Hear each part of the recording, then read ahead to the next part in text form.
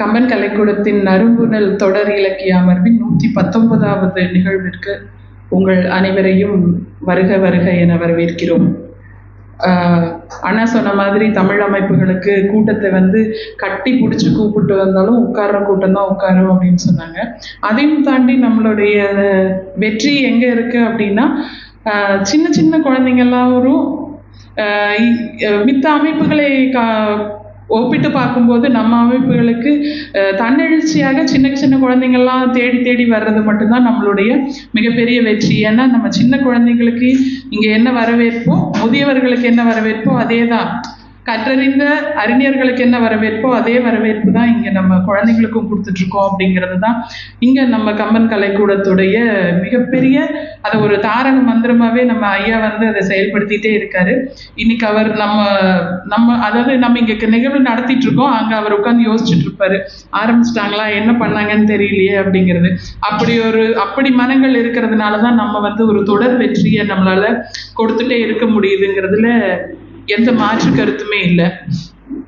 இப்போ நம்ம இங்க இருக்கிறவங்க எல்லாருமே ஓரளவுக்கு வயதில் ஒரு 40 கடந்தவர்கள் அப்படிங்கிறதுனால ஒரு சின்ன விஷயம் மட்டும்தான் நான் இப்போ சமீபமா அதை ஃபேஸ் பண்றதுனால அதை உங்களுக்கு சொல்லணும்னு ஆசைப்படுறேன்.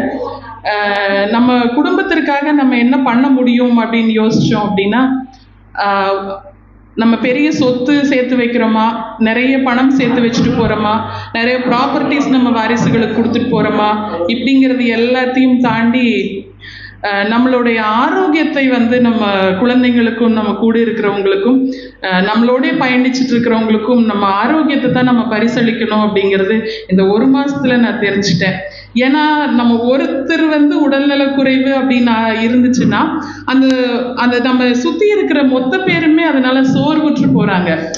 ஃபோன் பண்ணும்போதே சிலர் கேட்பாங்க, என்ன நல்லா இருக்கீங்களான்னா நம்ம நல்லா இருக்கோன்னு கஷ்டப்பட்டு சொன்னால் கூட இல்லை நீ நல்லா இல்லை, உன்னோட வாய்ஸ்லேயே தெரியுது நீ நல்லா இல்லைன்னு சொல்லிட்டு அப்படின்னு சொல்கிற உறவுகள் நம்மளோடவே இருக்கும்போது நம்ம அவங்களுக்கு கூடுமான வரைக்கும் நம்மளுடைய ஆரோக்கியத்தையாவது பரிசளிக்கணும் அப்படிங்கிறது தான் என்னுடைய மிகப்பெரிய வேண்டுகோளாக உங்ககிட்ட வைக்கிறேன். ஏன்னா எங்கேயுமே போய் நம்ம வாங்கிட்டு விடவே முடியாத ஒரு விஷயம் தான் ஆரோக்கியம். மீது நீங்கள் என்ன நினச்சிங்கனாலும் கடையில் போய் வாங்கலாம், இல்லை வெளியில் ஆர்டர் போட்டாவது நீங்கள் ஃபாரின்லேயாவது போய் ஆர்டர் போட்டு வாங்கலாம், ஏதாவது பண்ணலாம். ஆனால் இந்த ஒரு விஷயத்தை நம்ம யாராலையும் எங்கேயுமே விலைக்கு வாங்கி வரவே முடியாது. அப்படிங்கிறதுனால தான் இது எவ்வளோ பெரிய விஷயம், எவ்வளோ இம்பார்ட்டன்ஸ் அப்படிங்கிறதுல நம்ம முன்னோர்கள் எல்லாம் இதை ரொம்ப போற்றி பாதுகாத்துட்டு வந்தாங்க. உணவு தான் மருந்தாக இருந்துச்சு, நம்ம சாப்பிட்ற உணவுகள் தான், அந்த அஞ்சரை பெட்டிக்குள்ளே தான் அத்தனை மருந்துகளும் இருந்துச்சு, நம்ம ஆரோக்கியத்தை பேணி பாதுகாக்கிறதுக்கான அத்தனை மருந்துகளும் இருந்தது.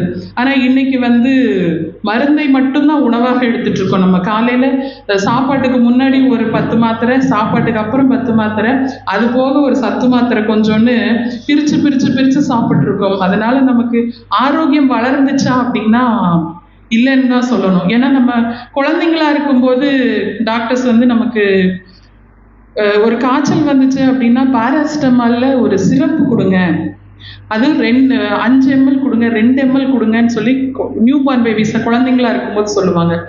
அதுக்கப்புறம் ஒரு டைம் வந்ததுக்கப்புறம் அதே டோசேஜ் இன்னும் கொஞ்சம் அதிகம் பண்ணுவாங்க. அப்போ இன்னும் கொஞ்சம் அதிகமாகும்போது இப்போ எப்படின்னா நம்ம டோலோ 650 அப்படிங்கிறது அந்த 650ங்கிறது அது ஒரு mg கணக்கு.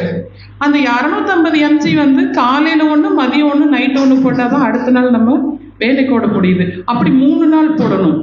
அப்போ நம்ம உடம்பு எவ்வளோ எல்லாத்துலேயுமே இன்க்ரீஸ் ஆகிட்டு போகுது, அந்த மருந்துகளுடைய வீரியத்தையும் அதிகமாக்கி கொண்டே போகுது. அப்படிங்கிறது தான் அதற்கெல்லாமும் இடம் கொடுக்காம கூடுமான வரைக்கும் உணவு இதையே நம்ம ஒரு மருந்து மாதிரி எடுத்துக்கிட்டு வேண்டான்னு சொல்றதை தயவு செஞ்சு தவிர்த்தரலாம். இவ்வளோ வருஷமா சாப்பிட்ட உணவுகள் தான், எதுவுமே புதுசா நம்ம கண்டுபிடிச்சு சாப்பிட்றது கிடையாது. அதனால கூடுமான வரைக்கும் வேண்டான்னு சொல்றதை தவிர்த்துட்டு நம்ம குடும்பத்திற்கு மகிழ்ச்சியை பரிசளிப்போம் அப்படின்னு சொல்லிட்டு உங்க எல்லாரையும் மீண்டும் வருக வருக என வரவேற்று நல்லதொரு வாய்ப்பிற்கு நன்றி கூறி விடைபெறுகிறேன். நன்றி, வணக்கம். வருகை தந்திருக்கும் அனைவருக்கும் என் அன்பான வணக்கங்கள். தரணியில் தமிழுக்கு நிகரேதுமில்லை,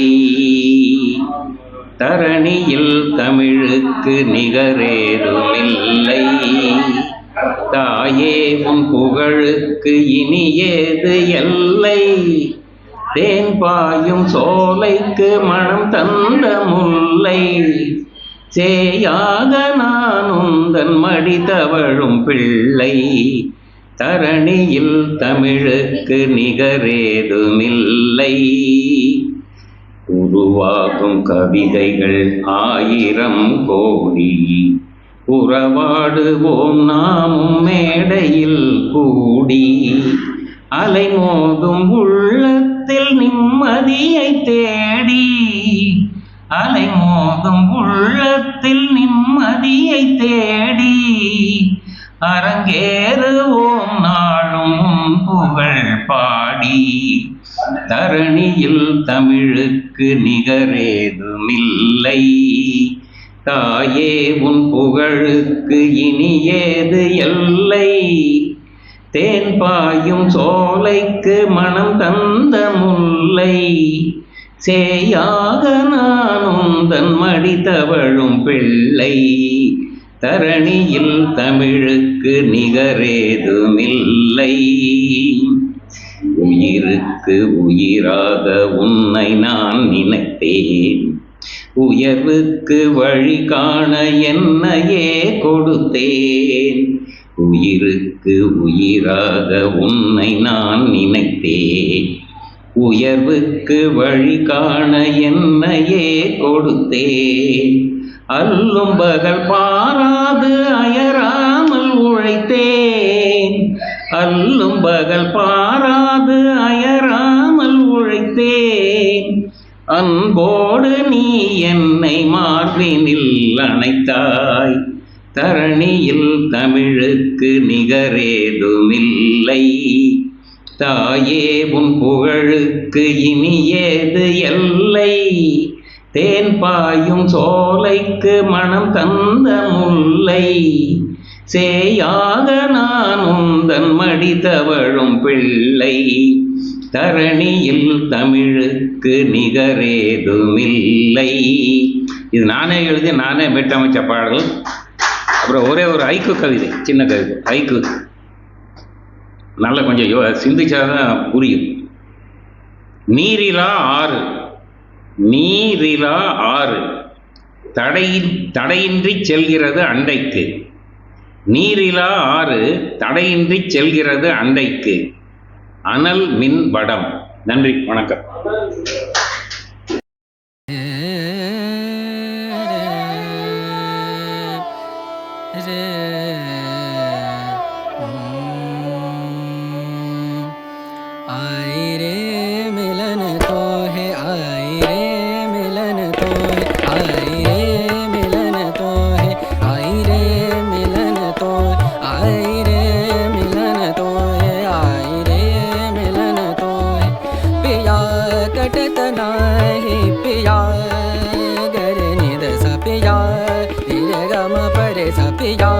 कटत नाही पिया कटत नाही, तुम बिन रतिया करी आई रे मिलन तो, आई रे मिलन तो है, आई रे मिलन तो।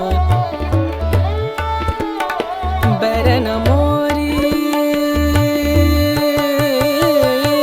बरन मोरी बरन मोरी ननदसी, बरन मोरी ननदसी, बड़ी पाछे रहत जान गुनी, कहूँ कैसे हमसे नित देत गारी। आई रे मिलन तो, आई रे मिलन तो, आई रे मिलन तो है, आई रे मिलन तो, आई रे मिलन तो, आई रे मिलन तो, आई रे मिलन तो, आई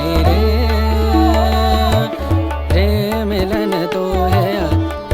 मनी दा पम करे करे सने रे सा गा रे।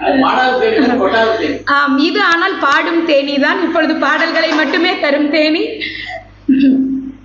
எட்டி நிற்கும் வானம் உன்னை கண்ட நேரம் பக்கம் வந்து தாலாட்டும், அந்தி மழை மேகம் இந்த மலர் தேகம் தொட்டு தொட்டு நீராட்டும்.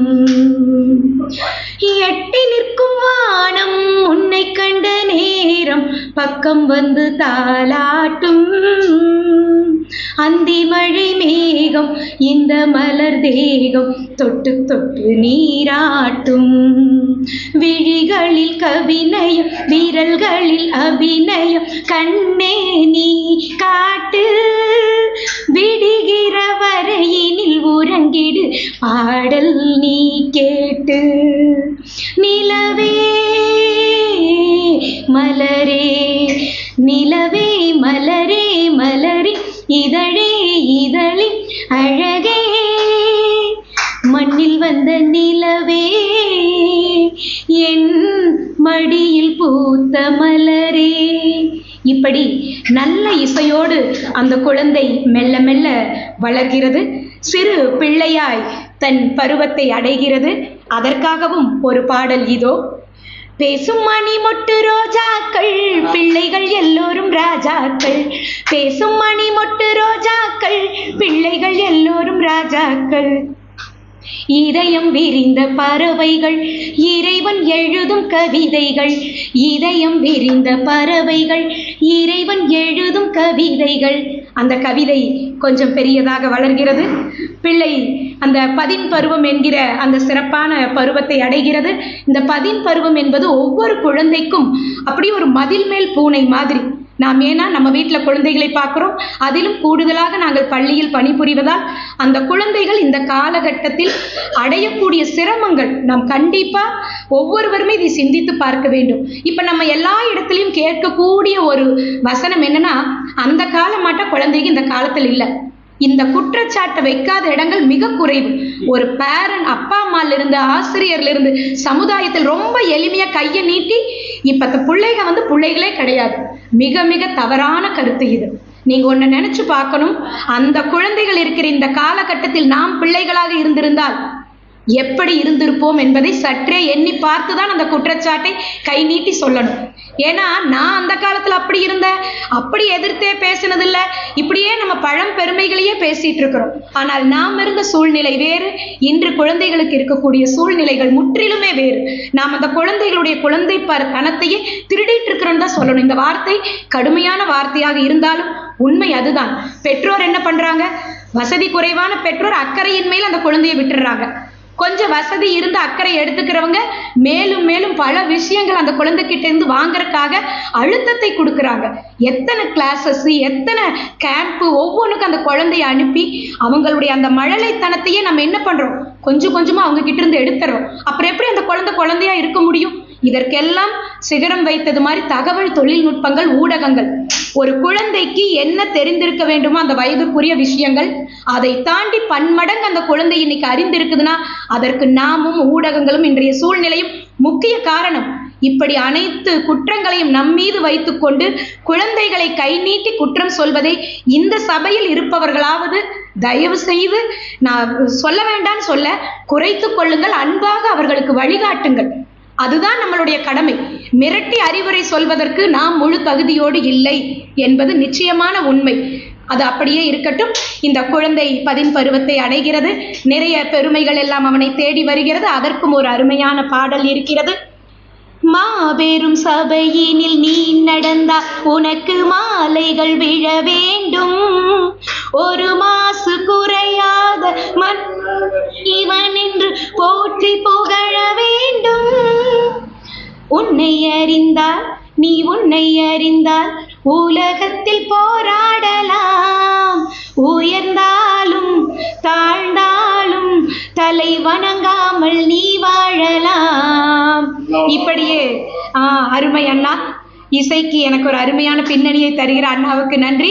இது போலவே அந்த பதின் பருவம் ஆற்றல் மிகுந்த பருவம். அந்த குழந்தை எந்த பாதையில் தன் ஆற்றலை மடை மாற்றுகிறதோ அந்த பாதையில் அவனுடைய வாழ்க்கை மிக சிறப்பாக அமையும். அப்ப அப்படியே அந்த குழந்தை மிக சிறப்பா ஆற்றலோடு புகழ் பெருமை எல்லாம் அடைகிறது. நிறைய பாராட்டு மாலைகள் இந்த நம் தியா குட்டிக்கு விழுந்தது போல கூட அந்த பருவத்திலும் விழும்.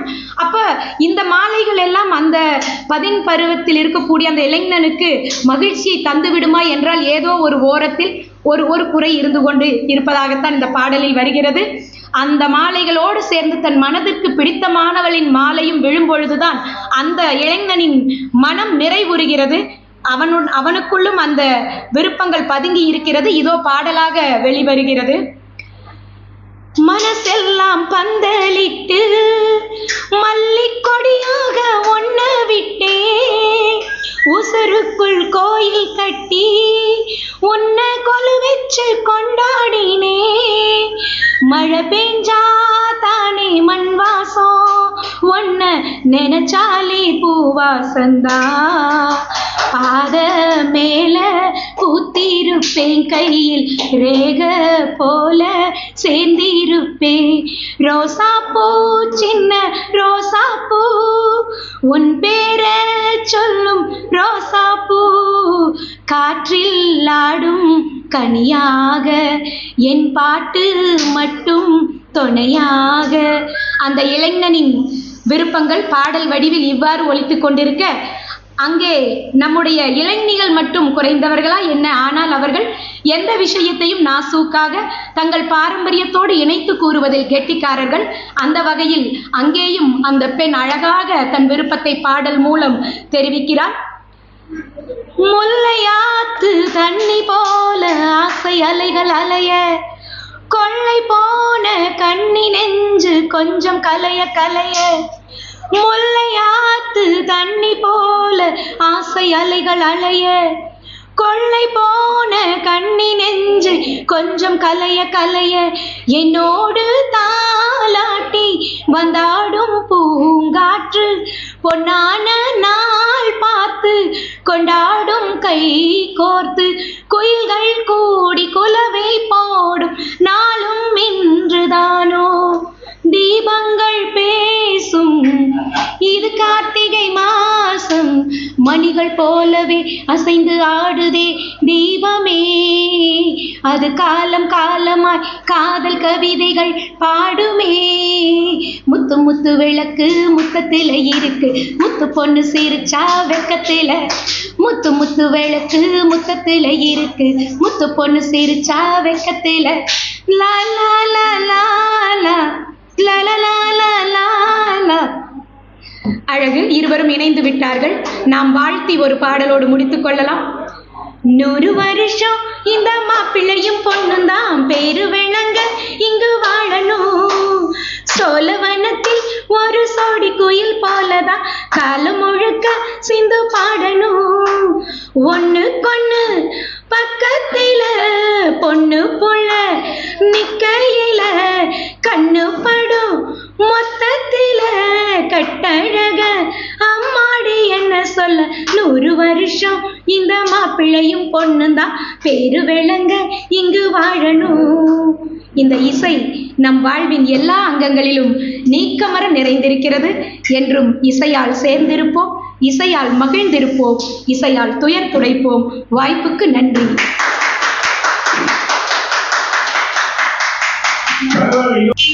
அனைவருக்கும் காலை வணக்கம்.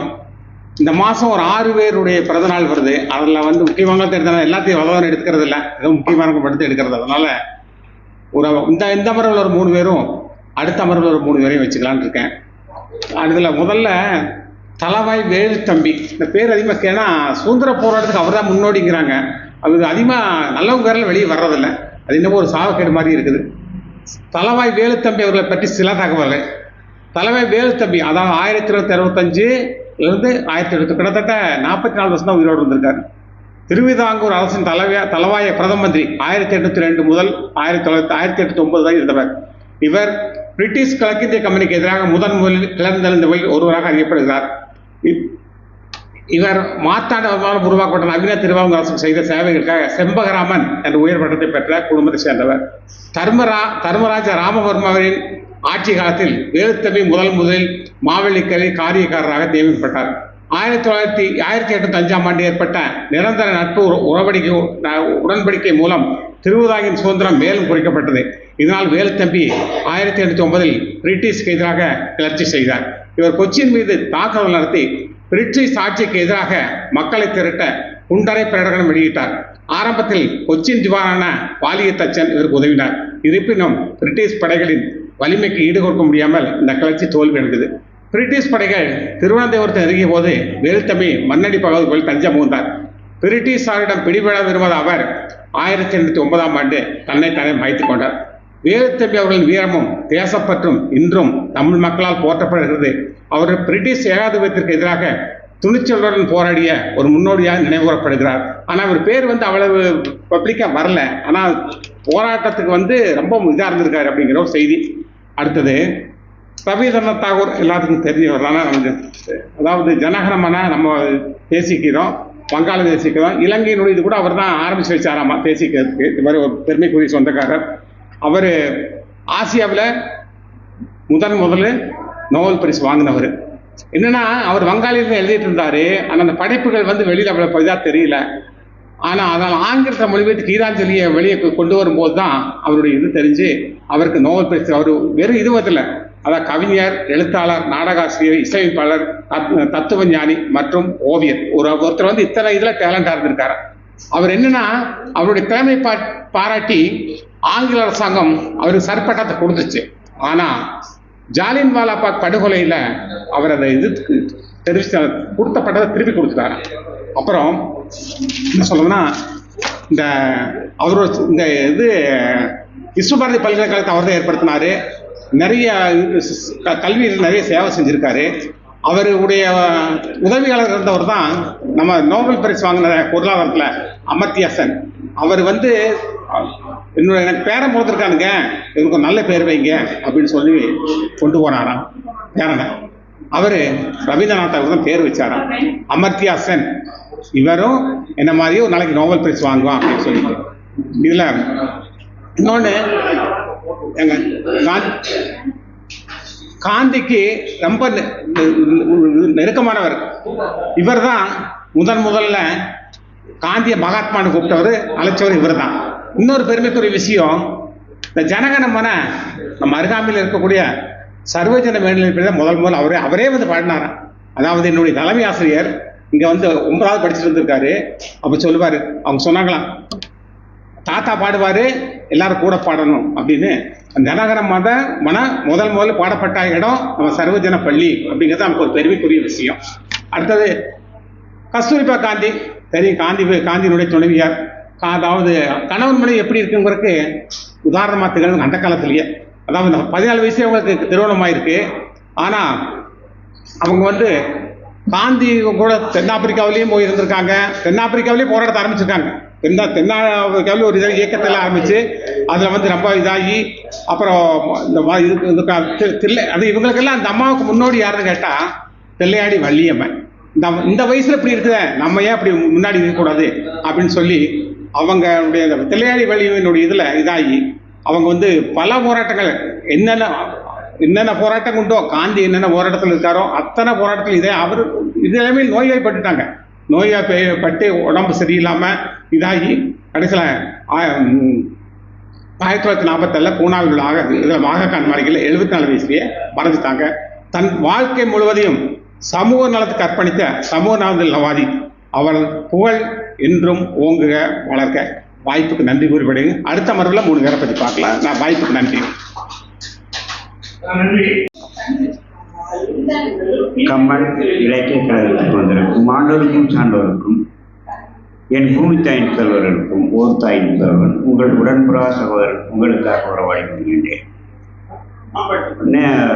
இப்பொழுது நான் இந்த திருவிளையாடல் புராணத்தில் அந்த ஈஸ்வரன் ஈஸ்வரியுடைய அந்த சண்டை காட்சிகளை மீண்டும் நினைவு கொண்டு வருகிறேன். என்ன காரணம்னு கேட்டிங்கன்னா, இதில் அத்தனால் ஈஸ்வர ஈஸ்வரி தத்துவம் என்பது எனக்கு அழகாக பிடித்திருந்தது. என்றால் வள்ளுவனும் கூட சொல்கிறான், என்னென்னா தவறே இல்லாட்டி கூட சண்டை புடி அப்படின்னு சொல்லியிருக்கிறார்.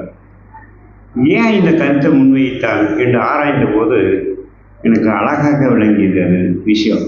ஏன்னா அவருக்கு பாருங்களேன், இங்கே அந்த காட்சி, நாதா உங்களிடத்தில் ஒன்று கேட்கப் போகிறேன். இது பார்வதி. என்ன கேட்கப் போகிறாய்? நான் என் தந்தை தச்சன் நடத்தும் யாகத்துக்கு சென்று வரவிருக்கிறேன், அனுமதி தாருங்கள். அப்படி என்றால் அந்த தச்சன் என்னை எதிர்த்து யாகம் நடத்துகிறார். எனக்கு சேர வேண்டிய அவிர்வாகத்தையும் கொடுக்கவில்லை. அப்படி அவிர்வாகத்தையும் கொடுக்காத அவனுக்காக நீ போவதா, அதை நான் அனுமதிப்பதா? வெட்கம் என்று திரும்புகிறார் சிவன். அப்படி என்றால் கேட்கிறார், என்ன இருந்தாலும் என் தந்தை அல்லவா, அனுமதி தாருங்கள். நான் அவனுக்கு புத்திமதி சொல்லிவிட்டு வருகிறேன். அவிர்வாகத்தை கொடுக்காததற்கும் நான் புத்திமதி சொல்ல தயார். அவனுக்கு அறிவு ஏராளம் ஏராளம், அகபாவம் அதைவிட தாராளம் தாராளம். எனவே உன்னை அனுமதிக்க மாட்டேன் என்று சொல்கிறார். எனக்கு என்ன இருந்தாலும் என் தந்தை அல்லவா, நான் சென்று வருகிறேன். அப்பொழுது சிவன் சொல்லுகிறான், போய் வா என்று சொல்லுங்களேன் நாளா என்று கேட்கிறார் பார்வதி. போ என்ற வார்த்தை வருகிறது. போகிறார். அந்த தச்சனைக்கு அறிவுரை சொல்லுகிறார். அவர் கேட்கவில்லை. அந்த யாகத்தை அழித்து விட்டு மீண்டும் வரும்போது, இங்கே நாதா என்று வரும்போது பார்வதி பாசத்தோடு வருகிறாள். எங்கு வந்தாய், எதற்கு வந்தாய், எந்த பக்கத்தோடு என்னை பார்க்க வந்தாய் என்று சிவன் சண்டையிடுகிறான். இப்பொழுது சிவன் சண்டையிட்டவுடன் இருவருக்கும் அங்கே சண்டை முட்டிவிட்டது. தன் மோதிரத்தை எடுத்து நீ வேண்டாம் என்று போடும்போது நாகமாக மாறுகிறது அந்த மோதிரம். தன் கழுத்தில் இருந்த அந்த செயினை கழட்டி வீசி அதை கழுகாக மாற்றி அதை கொத்திவிட்டு சொல்லி விடுகிறார். இதை பார்த்த சிவனுக்கே கோபம் சொல்லுகிறது. தன் உயிர் கனலினால் அவளை அழித்து விட்டு ருத்தர தாண்டம் ஆடுகிறார். அந்த ருத்தர தாண்டவத்துக்கு பின்னால் என்ன நடக்கிறது என்றால், அங்கே கிருஷ்ணனும் பிரம்மனும் வருகிறார்கள். மற்ற அந்த லட்சுமி தேவியும் வர்றாங்க. வந்த உடனே என்ன நடக்குது நான் கேட்குறேன் ஒரு கேள்வி. இந்த பெண் யாருக்காக போனாள்? யாருக்காக போனா பார்வதி? அந்த எதிரியாக இருக்கிற தன் தந்தையே எடுத்து விட்டு வந்திருக்கிறாள். நீங்கள் பாராட்ட வேண்டிய விஷயம் அல்லவா அது? இது பிரம்மன் பாராட்ட வேண்டிய விஷயம். எப்படி நீங்கள் இந்த சண்டையை உருவாக்குனீங்க? அப்போ இல்லைங்க, இவருக்கு அந்த பெண்ணின் மேல் பாசம் இருக்கிறது.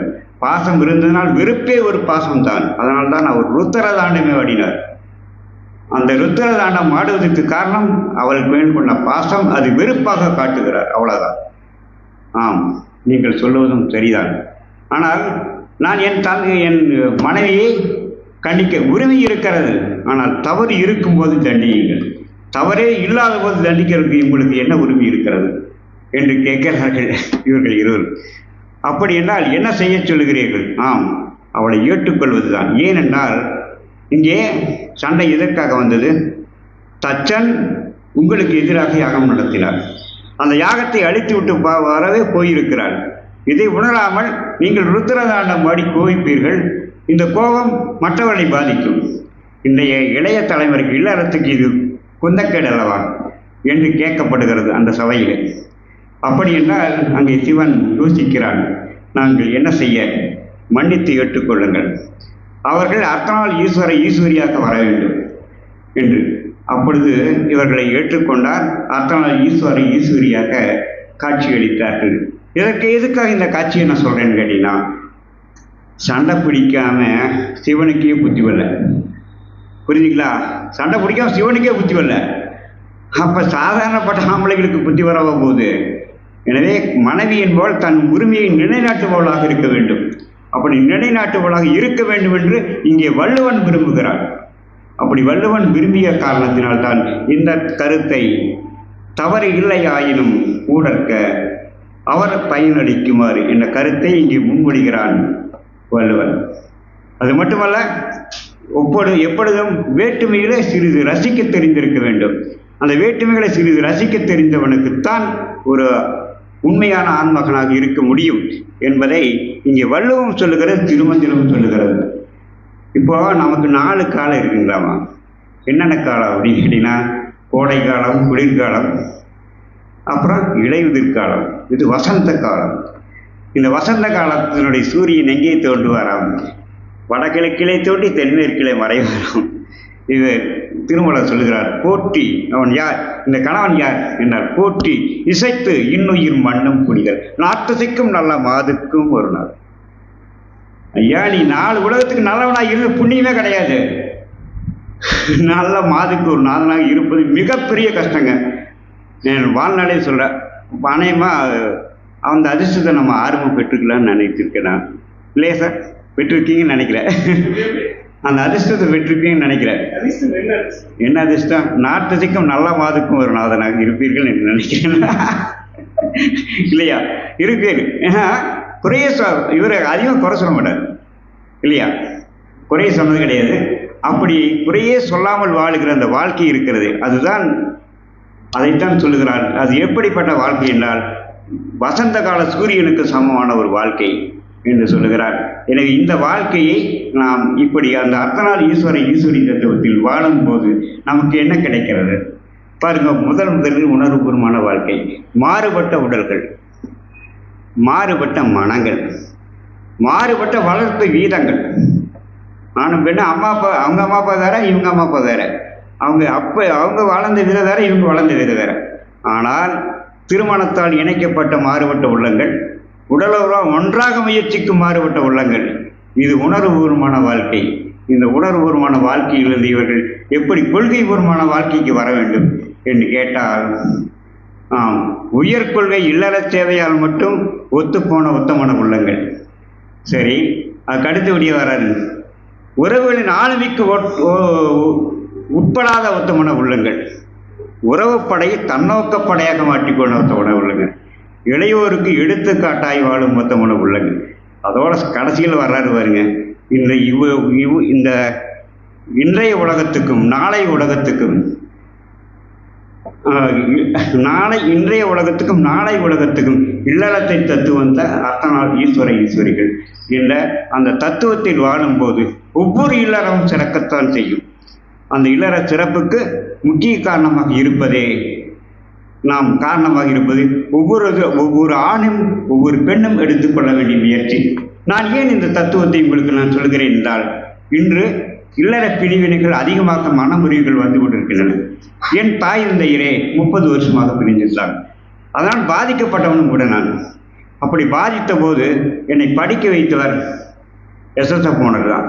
என்னை நல்லாக வழிகாட்டி கொண்டிருந்தவர் இங்கே சாந்தி சோசியல் சர்வீஸ் சுப்பிரமணியம் அவர்கள். இப்படி இல்லை என்றால் நான் இன்று ஒரு தொழிற்சாலையில் நான் சாதனையாளர் வாழ்ந்திருக்க வாய்ப்பே இல்லை. நான் யோகா பயிற்சி பண்ணும்போதும் கூட என்னுடைய ஆசிரியர் ஐஜி கோவிந்தசாமி அண்ணா அவர்கள் இதை இப்படி எடுத்தால் நன்றாக இருக்கும் என்று எனக்கு டிஎன்ஐஎஸ் டி வர்மா என்ற பட்டத்தை பெற்றுக் கொடுத்தவரும் அவர்கள் தான். இப்படி குருநாதர்கள் இல்லை என்றால் நான் எங்கோ போயிருப்பேன். ஆனால் அவர்கள் பிரிவினைக்கும் கூட நான் நல்லவனாக வாழ்கிறேன் என்றால் அதுக்கு ஒரே காரணம் இந்த குருமார்கள் தான் எனக்கு முன்னுரிமையாக இருந்தார்கள். இதை சேவை செய்ய வேண்டவர்கள் பெற்றோர்கள். அப்படி பெற்றோர்கள் பாதிக்கப்படும் போது என்னாகுன்னா பெரும்பான்மையான குழந்தைகள் கெட்டுப்போய் விடுகின்றன. இந்த தூய இல்லறம் மலர்வதற்காகத்தான் என்ன சொல்லுகிறேன் என்றால், இங்கே அர்த்தநாள் ஈஸ்வர மணமாலை என்ற ஒரு பகுதியை உருவாக்க நான் முயற்சித்திருக்கிறேன். அந்த முயற்சிக்கு உங்களுடைய எல்லோருடைய ஆதரவையும் கேட்டுக்கொண்டு நன்றியுடன் விடுகிறேன். நன்றி, வணக்கம். அனைவருக்கும்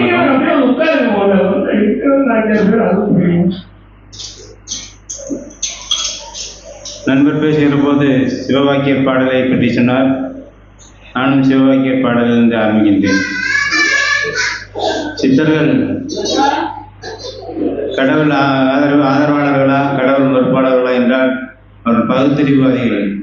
பகுத்தறிவுவாதம் என்பது, கடவுள் மறுப்புவாதம் என்பது சித்தர்கள் காலத்திலேயே தொடங்கிவிட்டது. அதற்கு உதாரணமாக சொல்வதென்றால் சிவவாக்கிய பாடலை சொல்லலாம். கட்டகலை தெய்வம் என்று 4 புருஷன் ராஜையே சுற்றி வந்து முணுமுணுன்னு சொல்லும் வந்தர்மேதரா கட்டகலும் பேசுமோ நாதன் கீழே சுட்ட சட்டி சட்டவும் கரியும் சுவை அறியுமோ என்று பாடியிருக்கார். ஒரு சட்டியிலே கறி வேக வைச்சோம்னு சொன்னால் அது அந்த பாத்திரம் அந்த கரியினுடைய சுவை அறியாது. அதுபோல அங்கேயே தேடி அடையாதீங்க, உங்களுக்குள்ளதான் கடவுள் இருக்கின்றார். நட்டகண்டம் பேசும்போது நாதன் உள்ளே கடவுள் என்பது உன்னை கடந்து போவது, உன்னுக்குள் இருப்பது, நீ உன்னை அறிந்தால் நீ உன்னை அறிந்தால் என்று பாடின சகோதரி. அதுபோல நம்மை நாம் உணர்ந்து கொண்டோம் என்று சொன்னால், மனசாட்சி இப்படி நடந்து கொண்டோம் என்று சொன்னால், அது கடவுளுக்கு கட்டுப்பட்டு நடப்பது போலதான் ஆகும் என்று தெரிந்துக்கிறேன். இன்னொரு சித்தர் பாடியிருக்கின்றார், தாவாரம் எனக்கில்லை தங்க ஒரு வீடில்லை, தேவாரம் எதுக்கடி குணப்பாய் தேவாரம் எதுக்கடி என்று பாடியிருப்பார். தேவாரம் திருவாசகம் எல்லாம் குடியிருக்க வீடு இருந்தால் தான் படிக்க வேண்டும். எனக்கு குடியிருக்க வீடு கூட இல்லை, தாவாரம் கூட இல்லை, நான் தேவாரம் திருவாசகம் படித்து என்ன போகிறது என்று பாடுகிறார்.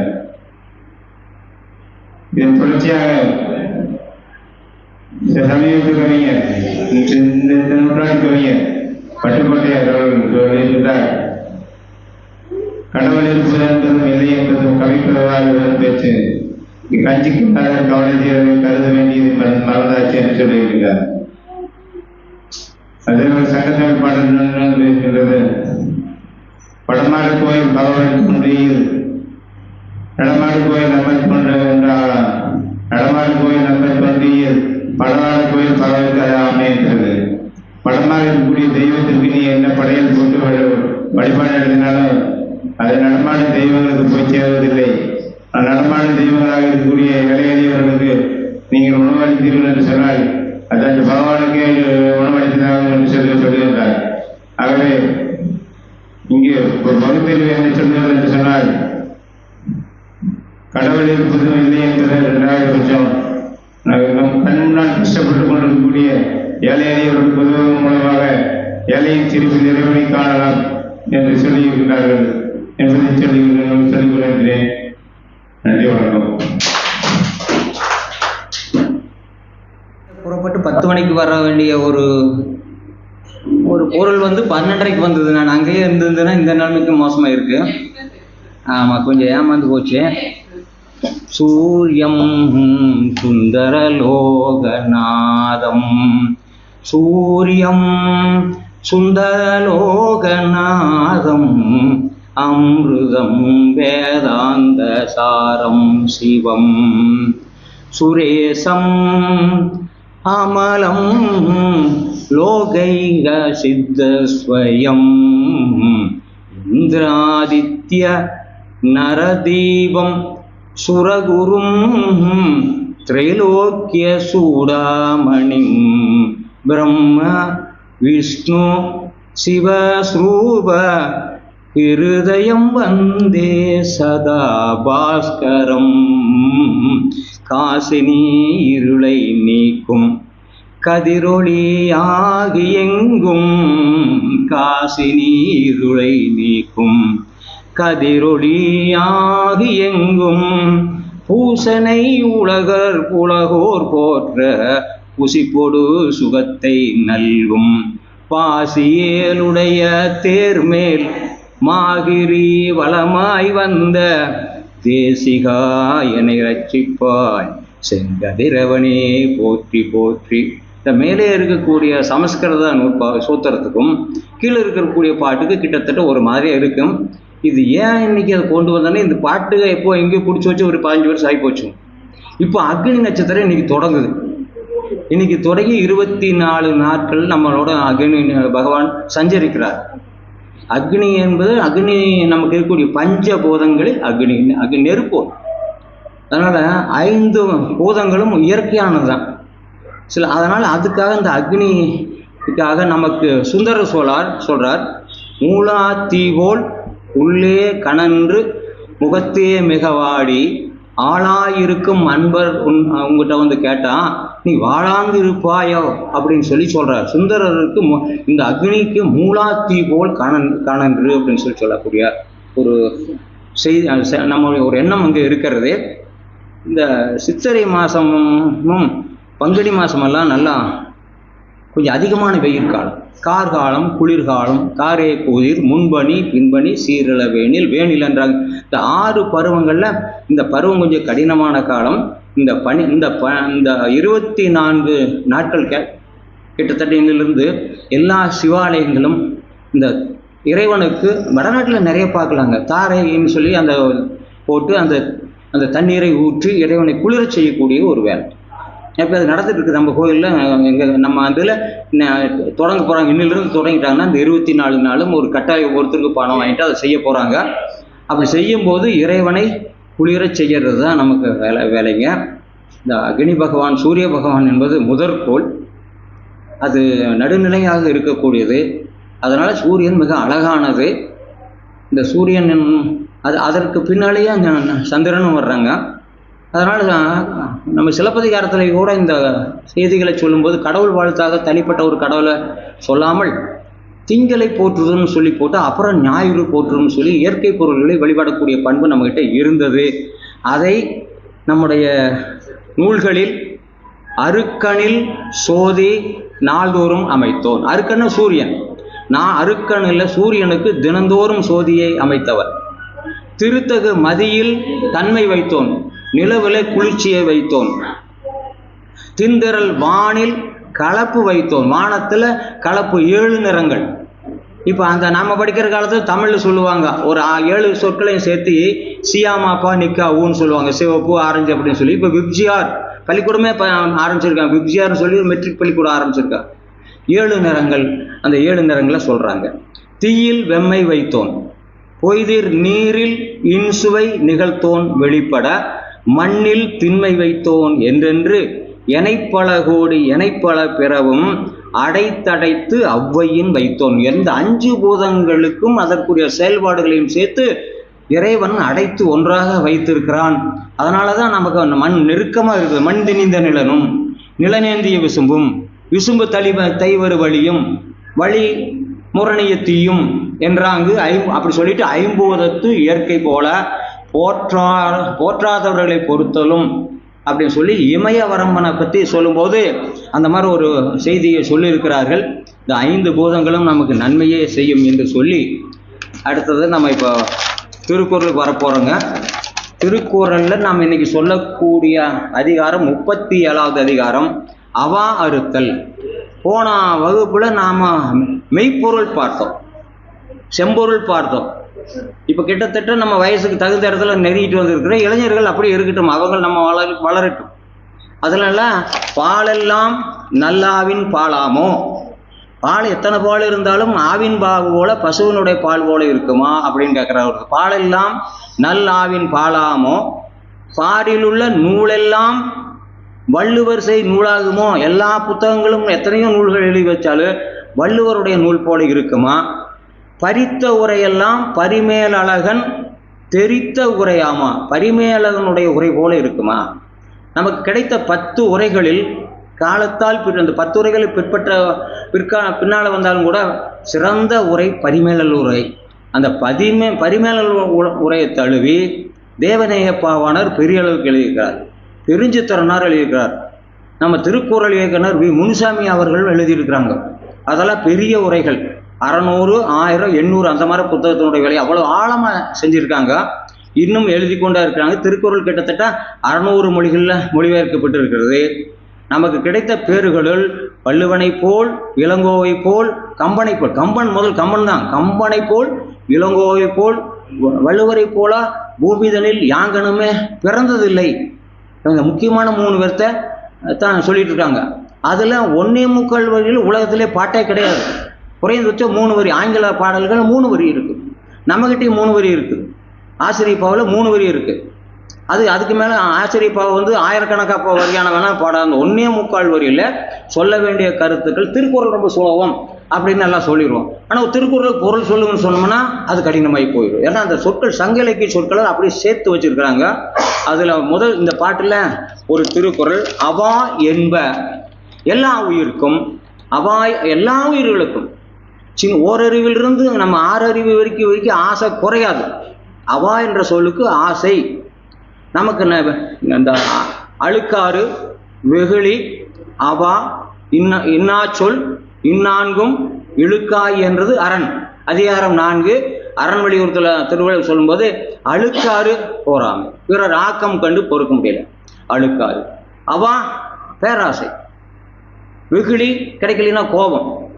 அப்புறம் வாய்க்கு வந்தபடியெல்லாம் பேசுறது. என்ன சொல்? இந்த 4 சொற்களிலும் ஒரு தர்மத்தை செய்யும்போது, ஒரு அறத்தை செய்யும்போது வந்து சேர்ந்துட்டே காலங்காத்தாலேன்னு சொல்லக்கூடாது. காலங்காத்தால வந்தால் தான் நம்ம இருப்போம். மதியானத்து மேலே நல்லா இந்த வெயில் தோங்க போயிடும். இப்போ காலங்காத்தால வந்துட்டு அவராம 4 வீடு பார்த்தா தான் அவங்களுக்கு வாழ்க்கை இருக்குது, இரவலர்களுக்கு. அதனால அவா ஆசை என்று என்ப என்று சொல்லுவர். அகர ஏறு பன்மை. என்னென்ப என எழுத்தென்ப இவரெண்டும் கண்ணென்பவாளும் உயிர். எழுத்தனப்படுவ அகர முதல நகர இருவாய் முப்பகுது என்ப என்பது என்று சொல்லுவார்கள் அப்படின்னு சொல்லக்கூடியது ஒரு 3 எழுத்துல சொல்லி போட்டார். என்று சொல்வார்கள். இதுதான் கடுகை துளைத்து 7 கடலை புகட்டி குறுக தரித்த பாரதியார். 7 கடல் எல்லாருக்கும் உடன்பாடு. 7 கடல் வைப்பினும் தன்மனம் வீசி இசை கொண்டு வாழியவை எங்கள் தமிழ் மொழி என்றென்றும் வாழியவை. எல்லாம் இருக்கும். ஓரறிவிலிருந்து 6 அறிவு இருக்கக்கூடியவர்களுக்கு எல்லாத்துக்கும் ஆசை இருக்குது. எப்பொழுதுங்கிறதுக்கான ஒரு எஞ்ஞான்றும் என்றால் எப்பொழுதும் எல்லா உயிர்களுக்கும் ஆசை இருக்குது. அந்த ஆசை அதிகமாக துன்பங்கள் வரும், மீண்டும் பிறப்பு வரும். அது பிறப்பை தரக்கூடிய வித்து. பிறப்பு ஈனும்னா கொடுக்கும். வாழை வடக்கேனும் தென்னை தெக்கேனும். வித்து விதை வித்தும் ஏறும் உளவாயிருப்ப எய்தங்கிருக்கும் ஏழையும் பதறே. விதை இருக்குது, வித்து இருக்குது, ஏறு இருக்குது. ஏறும் 2 உளதாய் இல்லத்தை வித்துள்ளதாய் நீரருகே சேர்ந்த நிலமாய் செய்வாரும் சொற்கேட்டால் என்றும் உளவே இனிது. இதை பற்றி எவ்வளவு பாட்டு சொல்லி பார்க்கலாம். வித்து என்பதற்கு விதை. இந்த மீண்டும் பிறக்கக்கூடிய வித்துக்கு விதை, குறையாத விதை என்னன்னா ஆசை குறைச்சிக்கணும், கொஞ்சம் கொஞ்சமாக குறைக்கணும். ஆசை எருமின் மின் என்பது ஏவல் பன்மை. ஆசை விட்டுருங்க. ஆசை எருமின் ஈசனோடாயினும் ஆசை எருமின். ஆசைப்படப்பட ஆய்வரும் துன்பங்கள். ஆசை கிடக்கட ஆனந்தமாகும். போதும் என்ற மனமே புண் செய்யும் மருந்து. எல்லாம் நம்மளால தான் சொல்லி வச்சிருக்கிறோம். இப்போ காலங்கள் வேகமாக போயிட்டு இருக்கு. ஏஐ தொழில்நுட்பம் வந்து செயற்கை நுண்ணறிவியல், ஆர்டிஃபிஷியல் இன்டெலிஜென்ஸ் அடுத்த வருஷம் பள்ளிக்கூடத்தில் கொண்டு வரணுங்கிறாங்க. இப்போ நமக்கு லோட்டஸ் ஐ ஹாஸ்பிட்டலில் 4th செமஸ்டருக்கு வந்தாச்சு. நான் பாடம் சொல்லிட்டு இருக்கிற இந்த ஆர்டிஃபிஷியல் இன்டெலிஜென்ட் வந்து ஒரு பேப்பரே இருக்குது, ஒரு செமினார் இருக்குது, இல்லை செமஸ்டர் இருக்குது. அப்போ வர காலங்கள் வரும் நாம் ஆராய்ச்சி நோக்கத்தில் நம்முடைய தமிழ் மொழியை கொண்டு சேர்க்கணும். அவங்க சொன்னாங்க, இவங்க சொன்னான்னு அதெல்லாம் இல்லாமல் கீழே கொஞ்சம் இறங்கி பார்க்கணும். அதுதான் ஆராய்ச்சி. நம்மகிட்ட ஆய்தல் அப்படிங்கிற சொல் இருக்குது. ஆராய்ச்சி என்பது தொடக்க காலத்தில் இருக்குது. அதில் உள்ள கொஞ்சம் இறங்கி பார்க்கணும். ஈனும் கொடுக்கும். அடுத்த பாட்டில் வேண்டுங்கால் வேண்டும் பிறவாமை வேண்டும் அப்படின்னு சொல்ல எல்லாரும் கடைசியில் மீண்டும் ஒரு பிறப்பு யாரும் விரும்புறதில்லை. இத்தனை வசதி வாய்ப்புகளோட வந்து பென்ஷன் வாங்கிட்டு இங்கே வந்து பேசி போட்டு மறுபடியும் ஒரு குழந்தை யாரோ ஒரு வீட்டில் பிறந்து தவிர்த்து அவன் பாலுக்கு சோத்துக்கு வழியெல்லாம் போய் அதெல்லாம் நடத்துகிற வேலையை ஆகிற வேலையா இருக்கக்கூடிய 145 பிறகு நம்ம இன்னொருக்கா வந்து பிறந்து என்ன ஆகிறது? அதனால் போதும். வேண்டுங்கால் வேண்டும் பொழுது. கால் என்ற சொல்லுக்கு பொழுது. வேண்டும் பொழுது. இப்போ நம்ம என்ன சொல்கிறோம்னா பிறவாமை வேண்டுங்கால் நம்ம விருப்பமே இந்த மீண்டும் வந்து இந்த உலகத்தில் பிறக்கக்கூடாது. ஓர் அறிவிலிருந்து 6 அறிவு வரைக்கும் வர்றோம். அதுக்கு மேலே பரிணாம வளர்ச்சியில் டார்வின் தியரியிலலாம் நம்ம மணிவாசகர் திருவாசல் இருக்கார்.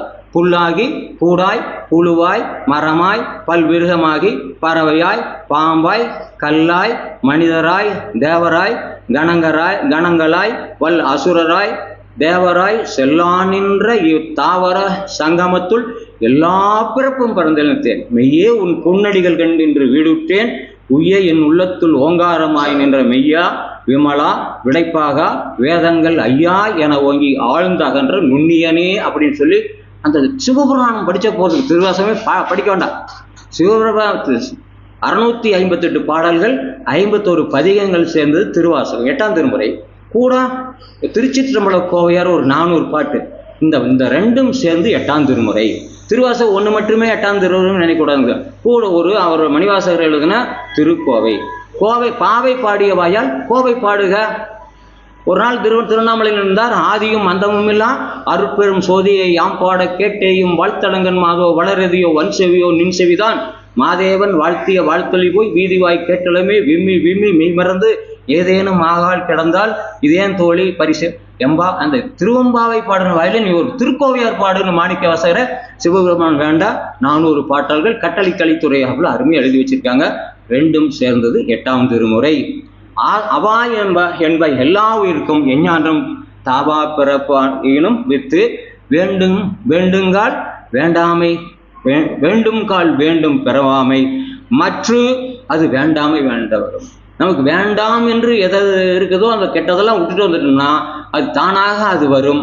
மற்று அது வரும். மற்று என்பது இலக்கணத்தை சொல்லும்போது வினைமாற்றின்கண் வந்ததுன்னு சொல்லி அதுக்கு இலக்கணம் எழுதுவாங்க.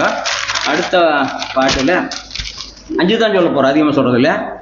அடுத்தது வேண்டாமை அன்ன விழுச்செல்வம் ஈண்டு இல்லை. ஈண்டு என்பது சுட்டு நீண்டதுன்னு சொல்லுவாங்க. இங்கு என்ற சொல் ஈண்டு, அங்கு ஆண்டு. ஈண்டுன்னா இங்குன்னு அர்த்தம். ஈண்டு இல்லை, இங்கே இல்லை. என்ன வேண்டாமையை போல. அன்ன என்பது ஓம உருவு. வேண்டாமை ஏதாவது கொடுத்தா வேண்டாம்னு சொல்லணும். நமக்கு வேணும் வேணும் வேணும்னு ஓடும்னு சொன்னால் துன்பங்கள் வந்துட்டு இருக்கிறது. யாரோ உழைப்பு, யாரோ கஷ்டப்பட்டது, அதை நாம் வாங்கி அனாவசியமாக செலவு பண்ணோம்னா அதற்குரிய கணக்கு மேலே ஒரு பக்கம் எழுதிட்டு இருக்கார். அது யாரு? எழுதும் கீழ்கணக்கு இன்னம்பரியசன். தஞ்சாவூருக்கு பக்கத்தில் ஒரு கோயில் இருக்குது, இன்னம்பூர்னு போட்டிருக்காங்க. இன்னம்பரியசன் அவருக்கு மேலே ஒரு கணக்கு நோட்டை வச்சு எழுதியிருக்கார். ஒரு பக்கம் நம்ம செய்யறது சரி, ஒரு பக்கம் தவறு, எது இருக்குதோ போட்டு அதுக்கு தகுந்த மாதிரி நம்ம மாற்றி விட்டுருவாங்க. அதனால் நமக்கு வேண்டாமை என்று சொல்லக்கூடிய ஒரு சொல் ஒன்றை போல வேறு ஒன்றும் இல்லை. வேண்டாமை அன்ன விழுப்பொருள். வேண்டாம் என்று சொல்வது பொருள் இல்லை, அது மிகச்சிறந்த பொருள், அது மெய்ப்பொருள். அது யாண்டும் எங்களுக்கும். யாண்டும் நல்ல சொற்கள் பாருங்க. யாண்டும் ஆகுது ஒப்பது இல். அதுன்னு சொன்னோம்னா வெண்பாவுக்குரிய வெண்பாவுக்குரிய தலைக்கா கெட்டு போகும், கலித்தலை வந்துரு. அதனால ஒரு ஆயுத சொல்ல போட்டிருக்கார். அகு என்று சொல்லக்கூடிய கடைசி இருக்கிற சொல்ல கொண்டது ஆகுது ஒப்பது இல். ஆயுதம் பெற்ற சுட்டு பெயர்னு அது சொல்லுவாங்க. அடுத்தது தூய்மை என்பது இப்போ வெண்பா எழுதுறவங்களாம் பார்த்தோம்னா படிச்சு வச்சுக்கிறாங்க, அப்படி எழுதுறாங்க. அப்படி எழுதக்கூடாது. வெண்பா எழுதும்போது இலக்கணத்தில் திருக்குறள் என்ன சொல்லியிருக்காங்க, மற்ற பாட்டுகள் என்ன சொல்லியிருக்காங்கன்னு பார்த்து அந்த ஓசைக்கு தகுந்த மாதிரி மாத்திரையை கூட்டி சேர்த்தோணும். இதில் வந்திருக்கிற மாத்திரை தூய்மை என்பதற்கு தூக்கு பக்கத்தில் ஒரு ஊ போட்டாங்க. அது நெட்டெழுத்துக்கு, அந்த தமிழில் நெட்டெழுத்துக்கு இனமான குற்றெழுத்துகள் வரும். ஓரெழுத்தே 3 மாத்திரை வராது. மூளவு இசைத்தல் ஓரெழுத்தன்று நீட்டம் வேண்டின் அவ்வளவுடைய கூட்டி எழுதல் என்மனார் புலவர் தொல்காப்பியம். ஒரு மாத்திரைக்கு மேலே இன்னொரு எழுத்து போட்டுக்குங்க. தூ என்பது பக்கத்தில் ஒரு தூ போட்டிருக்காங்க. தூய்மை அது ஒரு அந்த எழுத்து போடலைன்னா நேர் நிறை அடுத்த சொல்லுக்கு வரும்போது அது தப்பாகி போகும். மாமுன் நிறை விளமுன் நேர் ஏச்சிறு வெண்டலை, காய் முன்னேர் வெண்சிறு வெண்டலை. இதுதான் ரொம்ப சாதாரணமான இலக்கணம். இதுக்கு வேண்டி திருவள்ளுவர் ஒரு சில இடத்துல போய் பெறுவது என்பது போட்டு பக்கத்தில் ஒரு ஓன போட்டுருவார். போய் பெறுவது எவன் அப்படின்னு சொல்லுவார். தூய்மை என்பது அவாவின்மை. தூய்மை என்பது பேரின்ப வீடு வேணுமா அப்படின்னா நமக்கு ஆசை இருக்கக்கூடாது. இந்த சிற்றின்ப வீடு, இந்த வீடுக்கு போது இதுக்கு கீழான வீடு வேணும்னா அப்புறம் நம்ம திரும்பி வந்துதான் இருக்கணும். அப்போ நமக்கு ஒருவருக்கு பேரின்ப வீடு என்பது ஆசை இல்லாமை ஆகும். அளவான ஆசை இருக்கணும். ஆரம்ப காலத்தில் நிறைய ஆசை இருக்கணும். நம்ம ஆசை வேண்டாங்கிற ஒருத்தர் ஆசை வேணும்னு சொல்லக்கூடியவங்களும் நம்ம சன்னியாசிகளாகவே இருக்கிறாங்க. எல்லாவற்றுக்கும் ஆசைப்படு. அது ஓரளவுக்கு பிறகு அதெல்லாம் வேண்டாம்னு சொல்லி விட்டு போட்டு போனவன தான் மக்களோடு மகிழ்ந்து மனையறம் காத்து மிக்க காம வேர்க்கை தீர்ந்துளி தலைவனும் தலைவியும் தம்பதி நோக்கி தொலைவில் சுற்றமுடு துறவரங்க. அப்பதான் நம்ம இலக்கணம் நம்ம துறவுக்கு சொல்றது. எல்லாத்தையும் முடிச்சு போட்டு போகாம விட்டுட்டோம்னா அங்க இருந்துட்டு இங்க பார்த்துட்டு இருப்போம், இங்க இருக்கிறவங்க அங்க பார்த்துட்டு இருந்தாங்கன்னா அவங்க வீடும் கிடையாது, இவங்களுக்கு பேரும் கிடையாது, அப்படி ஆகிவிடும். தூய்மை என்பது அவாயின்மை, மற்ற அது வாய்மை வேண்ட வரும். எப்பொழுது நாம் உண்மையில் நிலையா இருக்கிறோமோ அப்போ இந்த ஆசைகள்லாம் வராது என்று சொல்லி சொன்னார். அடுத்த பாட்டில் இன்பம் இடையறாது ஈண்டும். ஈண்டும்னா கிடைக்கும். இன்பம் இடையறவில்லாம அப்படியே நமக்கு தொடர்ந்து இன்பம் வரணும்னு சொன்னா அவா என்னும் துன்பத்துள் துன்பங்கிடும். எப்பொழுது நாம் இன்பத்தை இடையறாது விட்டு விடுகிறோமோ அப்பொழுது அவா என்று சொல்லக்கூடிய துன்பத்தில் இருக்கக்கூடிய துன்பம் கெடும். அது அப்படி கெட்டால் நமக்கு மெய்யுணர்தல் வாய்க்கும் என்று சொல்லி இந்த அளவிலே நம்முடைய உரையை நிறைவு செய்கிறோம். நன்றி, வணக்கம்.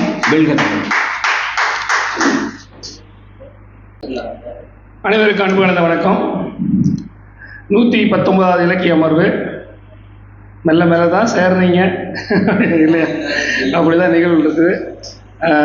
ரொம்ப நீண்ட நாளைக்கு அப்புறம் புஷ்பலதா வந்தால் கூட ஒரு அழகான ஒரு குழந்தை பருவத்திலிருந்து ஒரு வாலிப பருவம் வரைக்கும் தன்னுடைய பாடலாலும் தன்னுடைய அந்த தொகுத்து வழங்குற அந்த கவித்துவத்தாலும் ரொம்ப அழகாக மனசு நிறுத்திட்டாங்க. இதுக்கு தான் அவங்க வரணுங்கிறது அடிக்கடி. கண்டிப்பாக வாங்க. அவங்க அந்த நிலவே மலரே பாடும்போது கண்ணை மூணு நதியா தானே வர்றாங்க.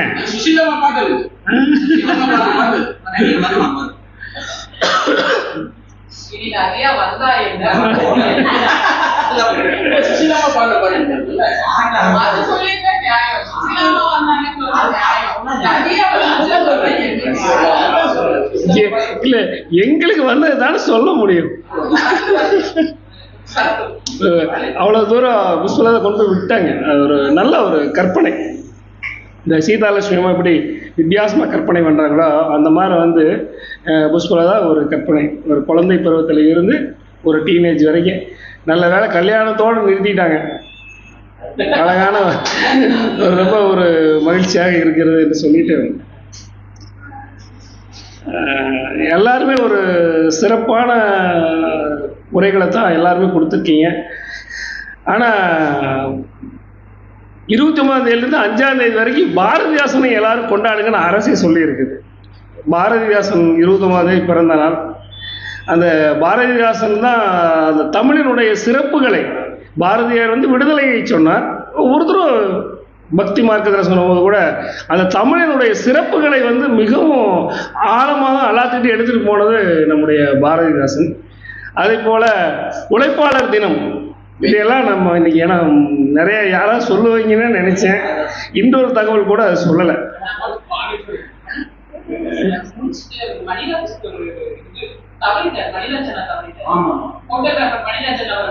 ஆமா ஆமா, சரி சரி. நீ பேசுறியா? சரி சரி சரி சரி, லேட்டாக தான் வந்தேன், பரவாயில்ல. சரி, அப்படி பாரதிதாசன் நம்மளுக்கு ரொம்ப ஒரு சிறப்பானவர். இந்த தமிழில் ஒரு நல்ல நல்ல சிறப்பான செய்திகள் எல்லாம் சொல்லணும்னா பாரதிதாசன் தான் எடுத்துக்க முடியும். அதே சமயத்தில் இந்த பொடி வச்சு பேசுறது அது பாரதிதாசனை சொல்லலாம். புதுச்சேரியில் மந்திரிகள் எல்லாம் அமர்ந்திருக்காங்க. ஒரு அரசு நிகழ்ச்சி, பாரதிதாசனை பேச சொல்றாங்க. பாரதிதாசன் பேசுறார், நமக்கு வாய்த்த மந்திரிகள் எல்லாம் பொறுக்கி அப்படின்னு நிறுத்திட்டார். நிறுத்திட்டு பக்கத்தில் சோடா இருந்துச்சு, எடுத்து குடிச்சு எல்லாரும் மந்திரி எல்லாம் நெளிகிறாங்க. என்னடா நமக்கு வாய்த்த மந்திரிகள் எல்லாம் பொறுக்கி அப்படின்னு சொல்லி நிறுத்திட்டாரு அப்படின்னு சொல்லி எல்லாம் நெளிகிறாங்க. தலைமை எல்லாருமே நினைச்சிட்டு இருக்கும்போது பாரதிதாசன் அடுத்து தொடர்றாரு, நமக்கு வாய்த்த மந்திரிகள் எல்லாம் பொறுக்கி எடுத்த மாணிக்கங்கள் அப்படின்னு. அப்படி ஒரு சிறப்பான ஒரு தமிழ் அப்படி அழகாக கொண்டு போகிறதுக்கு அந்த பாரதிதாசன் தேவை. நல்ல ஒரு ஆழமிக்க ஒரு கவிஞர் தான். என்ன அவருக்கே உறுத்தான ஒரு பிடிவாதம் அவரிடம் இருக்குது. கவிஞர்னா எல்லாத்துக்கும் இருக்கத்தான் செய்யும், அது யாரும் ஒன்றும் மறுக்க முடியாது.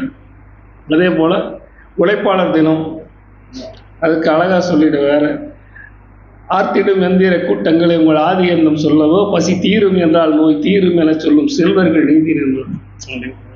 சித்திர சோலைகளை உண்மை நன்கு திருத்த இப்பாரினில் எத்தனை தோழர்கள் ரத்தம் சொரிந்தனரோ உங்கள் வேறினில் என்று சொல்லும்போது அந்த பாரதிதாசனுடைய வார்த்தைகள் நமக்கு உள்ள அப்படி நிற்கும். அதெல்லாம் நம்ம ரொம்ப மிக மிகவும் கவர்ந்த வார்த்தைகள். இதையெல்லாம் படிக்கிறத விட கேட்கும் போது எவ்வளோ ரொம்ப இன்பமாக இருக்கு. கற்றலின் கேட்டல் நன்று. படிக்கிறது போது மனசுக்குள்ளே பதியுது, கேட்கும் போது பார்த்தீங்கன்னா அப்படியே நம்மளுக்குள்ளே போய் அப்படியே இதாகுது. இப்போ புஷ்பலதா அவ்வளோ தூரம் பேசிட்டு போயிட்டாங்க, உள்ள மனசுக்குள்ளே நிற்கிது இல்லையா? அது நதியாக வந்தால் என்ன, யார் வந்தால் என்ன, உள்ளே நிற்கிது இல்லையா? அந்த மாதிரி ஒவ்வொருத்தர் பேசும்போது அதெல்லாம் நிற்குது. இதே போல தான் நீங்கள் அப்படியே நேராக கம்பெனிக்கு வந்துட்டீங்கன்னா, ராவணன் அவனுக்கு தான் இறந்து போவன் கூட தெரியும் நினைக்கிறேன். அவன் கடைசி வரைக்கும் நின்னது அந்த சூர்பனகை சீதையை வர்ணித்த அந்த அழகு தான். நேரில் பார்த்தா கூட அந்த அழகு போயிருக்கலாம், ஆனால் சூர்பனகை சொன்ன அந்த வார்த்தை அப்படி ஒரு மனசுக்குள்ள பதிஞ்சிருது அந்த அழகு. இந்திரஜித்து இறந்து போயிட்டான், கும்பகர்ணன் இறந்து போயிட்டான். இத்தனை பேர் இறந்து போது தான் இருப்போம் என்று நிச்சயமா நினைப்பானா? நினைக்க மாட்டான் இல்லையா? இருந்தாலும் அந்த சீதையை சூர்பனகை சொன்ன அழகுதான், அந்த அழகுதான் அந்த கற்றலின் கேட்டல் என்று. நீங்கெல்லாம் சொல்லும்போது ஒவ்வொருத்தரும் ஒவ்வொரு விஷயத்த சொல்றீங்க. ஊடல்ல ஒரு காதல் வரும், அந்த வெறுப்புல ஒரு காதல் வரும்னா ராஜரத்னம் சொல்லிட்டு போறாரு. அந்த மாதிரி ஒவ்வொருத்தரும் ஒவ்வொரு கோணத்துல சொல்லும் போதும் அந்த மனசுக்குள்ள போய் நிக்குது இல்லையா? இதான் ராமாயணத்துல சொல்றது. சூர்பனகை ரொம்ப அப்படி ராவணன் இடத்துல சொல்றா, வில்லொக்கும் முதல் என்றாலும் வேலொக்கும் வெளி என்றாலும் பல்லொக்கும் முத்து என்றாலும் பவளத்தை இதழ் என்றாலும் சொல்லொக்கும் பொருளவ்வால் சொல்லலாம் உவமை உண்டோ, நெல்லொக்கும் புல் என்றாலும் நேருரை தாவற்றோ. அதாவது அவருடைய நெத்தி வில்ல போல இருக்குது, விழி வேலை போல இருக்குது, முத்து போல பல்லு இருக்குது, இதழ் போல பவளம் போல அவளுடைய இதழ் இருக்கிறது. இதையெல்லாம் தமிழ் வார்த்தையில் ஊமை காட்டினாலும் அதற்கு உண்டான ஊமை அளவுக்கு தமிழ் சொல் இல்லை அப்படிங்கிறார் கம்பன். சீதையின் அழகை இதை சூர்பனகை வாயிலா சொல்றாரு. அதை சொல்ற அளவுக்கு தமிழ் இல்லைங்கிறார். இவ்வளவு சொல்லி போட்டு அந்த நெற்பயிர் அப்படி விளைஞ்சு அப்படி நிற்கும் போது அப்படி அழகா இருக்குமாம்மா. ஆனா கம்பு பயிர் அப்படி இருக்காது, புரிசா இருக்குமாம்மா அந்த கம்பு. அது மாதிரி அது கம்பு மாதிரி இருக்குமா. இதுக்கு உவமை காட்டுறது, சீதையினுடைய அழகை சொல்வதற்கு உவமை காட்டுவதற்கு வேற இல்லை, எதுவுமே இல்லை. நம்ம வாயில வேணா இதை சொல்லிக்கலாம், உவமையா நம்ம சொல்லிக்கலாம் ஒழிஞ்சு. ஆனால் விழியொக்கும் முதல் என்றாலும் வேலுக்கும் விழி என்றாலும் முத்தொற்கும் பல் என்றாலும் பவளத்தை இதழ் என்றாலும் இதெல்லாம் வாயில தான் நீங்க சொல்லிக்க முடியும். ஆனால் நீங்க கம்மனை தான் கேட்கணும், ஆறுமுகத்தை கேட்டு என்ன பண்றது? உட்காருங்க. அதாவது அந்த வர்ணனையில ராவணன் மயங்கி விடுகிறான். அப்ப திருப்பி அடுத்து சொல்றது பாருங்க, ரொம்ப அழகா இருக்கு. பாகத்தில் ஒருவன் வைத்தான் பங்கையத்து இருந்த பொண்ணை, ஆகத்தில் ஒருவன் வைத்தான் அந்தணன் நாவில் வைத்தான், மேகத்தில் மிளிர் மின்ன வென்ற நுண் இடையை நீயும் வானகத்தோல் வீரா பெற்றால் எங்கு வைப்பாய். பாகத்தில் ஒருத்து வைத்தான் சிவன், தன்னில் பாதியை வைத்தார். பெருமாள் தன்னுடைய இதயத்திலே வைத்தார், பிரம்மா தன்னுடைய நாவிலை வைத்தார். இதை கண்ணதாசன் சொல்வார். பரமசிவன் தேவி தன் பாதியில் வைத்தான், திருமால் பாற்கடலில் பக்கத்தில் வைத்தான் அப்படின்னு சொல்லுவோம். அந்த மாதிரி இவன் அழகா சொல்றாரு. ஒருத்தர் பாகத்துல பாதியை வச்சாங்க, இன்னொருத்தர் தன்னுடைய இதயத்துல வச்சாங்க, பிரம்மா நாவல வச்சாங்க. ஆனா நீ பார்க்கிற சீதை மேகத்துல வர்ற அவளோட இடை மின்னல் மாதிரி இருக்கும். அந்த மின்னலை போன்றவரை நீ எங்க வச்சு வாழ்ந்த? இவங்களை விட உயர்ந்தவங்களை காட்டுறாரு சூர்பனகை. சொல்றதுதான் இவங்க இங்கேயே வச்சிருக்காங்க. இவள் கிடைத்தால், சீதை உனக்கு கிடைத்தால், அந்த மின்னலை போல் இருக்கின்ற சீதை உனக்கு கிடைச்சா நீ எங்க வச்சிருப்ப? அப்போ நம்ம நினைக்க வேண்டியதா இருக்கு, சூர்பனகை மாதிரி ஒரு தங்கச்சினால நமக்கு இல்லையே. இப்படி வர்ணிச்சு சொல்றதுக்கு யார் இருக்கிறா? உங்களை சொல்ல. அப்படி ஒரு வர்ணனை இது கம்பன் வாயிலாக, கம்பன் சூர்பனகை வாயிலாக அப்படி தர்றார். ஏன் கம்பனுடைய எழுத்துக்கு நம்ம எல்லாம் சரண்டர்னா இதெல்லாம் தான் ஒரு காரணம். எவ்வளவு அழகா வர்ணிக்கிறார். தமிழ்லயே வார்த்தை இல்லைங்கிறாரு. சிவன் கடவுளை சொல்லி அதை சொல்லி வரும்போது சீதையை சொல்லி இவளை நீ எங்கு வைப்பாய் என்று சொல்லிட்டு சொல்றவர். இதை கேட்ட ராவணன் என்ன பண்ணான்னா, கரணையும் மறந்தான், தங்கை மூக்கினை கடிந்து நின்ற உரணையும் மறந்தான், உற்ற பழியையும் மறந்தான், வெற்றி அரணை கொண்ட காமன் நம்பினால் முன்னை பெற்ற வரணையும் மறந்தான், கேட்ட மங்கையை மறந்தான் இல்லை. அதாவது உள்ள வரும்போது அவனுடைய தம்பிய ராமன் லட்சுமணன் கொண்டு வர்றாங்க கரண், அதை மறந்துட்டான். இதை சொல்ற தங்கையே மூக்கு காதெல்லாம் அறுத்துட்டாங்க, அதையும் மறந்துட்டான். இவன் பெற்ற வரங்களை எல்லாம் மறந்துட்டான். இவன் தவம் இருந்து சிவனிடம் பெற்று அந்த வரங்களை எல்லாம் மறந்துட்டான். அந்த காமன் ஆட்டி வைப்பதனால் சூர்பனகை சொல்லும் அந்த அழகினால் அந்த சீதையை மறக்கவே இல்லை. அவன் சாகர வரைக்கும் மறக்கவே இல்லை. கம்பன் எவ்வளவு அழகா சொல்றார்.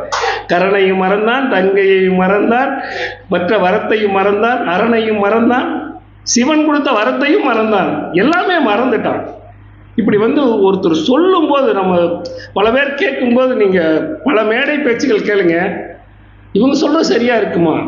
இப்போ நீங்க ஆன்மீக கூட்டத்துக்கும் போயிட்டு பகுத்தறிவு கூட்டத்துக்கும் போயிட்டுங்க, வெளியில் வரும்போது நம்ம மனநல ஆஸ்பத்திரிக்கு தான் போகணும். ரெண்டுமே சரியா இருக்கும். நம்ம இதையும் சொல்லவே முடியாது. இவங்க சொல்றதும் சரியா இருக்கும், அவங்க சொல்றதும் சரியா இருக்கும்.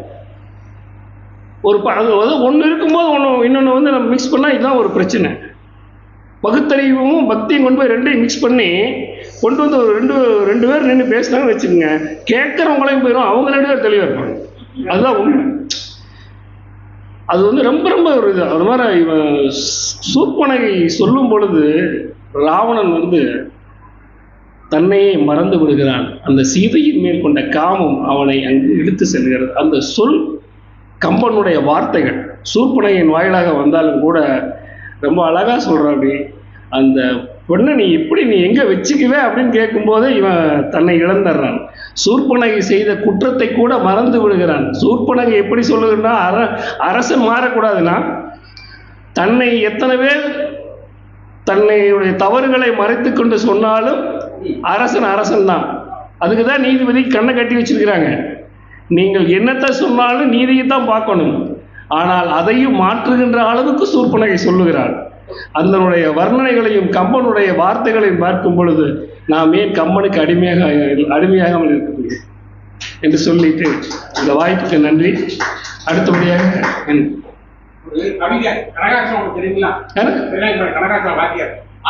தெரியல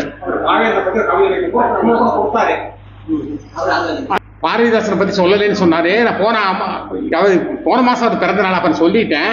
இருந்தாலும் இல்லையா ஒரு கவிதை பாரதிதாசனை பத்தி மாரப்பையனுக்கும் தெரியும். கனகாச்சலம் பாவுக்கு படைகள் இல்லா வேந்தர் பாவேந்தர், பாவுக்கு படைகள் இல்லா வேந்தரான ஐயா அவர், பாரதிக்கு தடைகள் இல்லா தாசரானார் ஐயா, பதுமைக்கு பங்கமில்லா துணைவரானார் ஐயா, பசிக்கு தன்னிகரில்லா தலைவரானார் ஐயா, மொழிக்காக பழிகளை சுமந்தார் ஐயா, தமிழர் பழிபோக்க பாக்களை புனைந்தார் ஐயா, சாதி மத பேதங்களை சாடினார் ஐயா, மாந்தருக்கு சமதர்ம சமுதாயம் பாடினார் ஐயா, பூவிழந்த மங்கைக்கு புதுப்பாதை கண்டார் ஐயா, வாழ்வில் ஒட்டிறந்த நங்கைக்கு உய்ய வழி சொன்னார் ஐயா,